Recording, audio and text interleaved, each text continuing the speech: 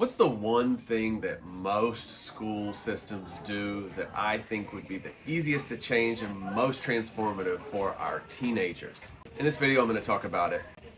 When a child enters school, they leave their parents for the first time, they go into an elementary or preschool classroom, they are met with a homeroom teacher, a lead teacher, and that teacher manages all of their learning, right? They organize reading activities and science activities. They take them to sports class if that exists. They integrate art.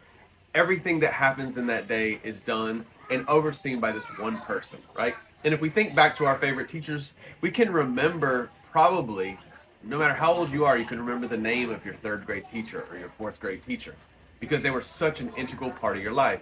And yet, as soon as you hit adolescence, 11, 12, 13 years old, depending on the country, where you need support more than ever, where you're changing and you're questioning, you're wondering what your identity is, who you are, what does the school system do?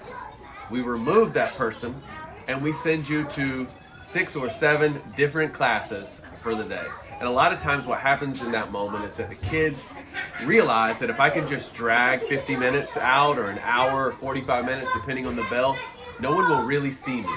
I can slunk down in the back of the table or the desk. I can not raise my hand too much, not to get too much of attention. If I'm having a great day, don't do too much. If I'm having a bad day, don't do too much. People won't see me. And I think that's the exact time when people need to be seen most. I understand why in traditional ed it made sense to send students to content specialists for English, for math, for science, for social studies. Because back in the day, the only person who knew that information or who had access or mastery of those books was the person who had studied in that field. But that was at a time when information was limited. And at this point in history, information is democratized. Everyone has access to every film, every book, every lecture. And the types of teachers that we need to deal with our students, to meet our students at their level, to kind of understand what they're going through adolescence, the skill sets that those teachers need are the very skill sets that kindergarten teachers have.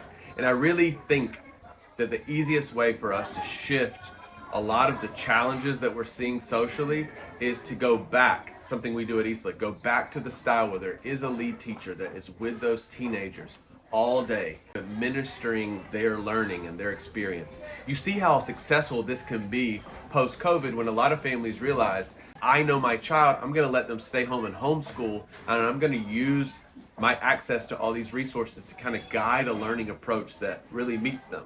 But the secret there is that parent knows the kid. That parent creates a culture in their home that's about learning, that's about the needs of that particular child.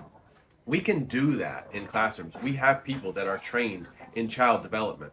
But many of the secondary teachers that you see in most traditional schools are actually not trained very much in child development. They learn a lot about history and then we throw them into a classroom. Or they learn a lot about biology, we put them in a classroom and ask them to deal with the struggles and challenges of a 14 or 15-year-old kid. We can do it differently.